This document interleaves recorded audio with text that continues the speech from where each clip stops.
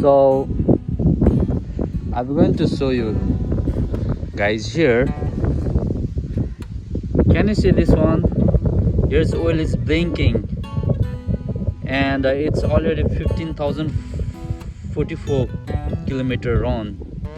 So this means this is the time I need to change the oil. I'm going to change this oil.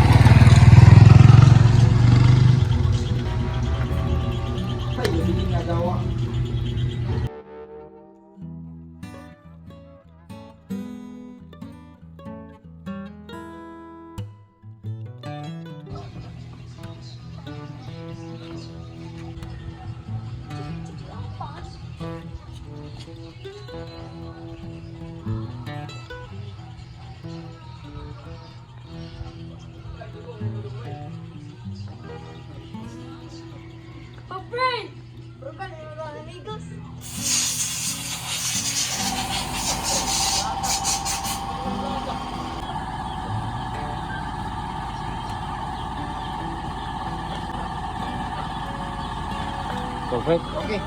Salamat.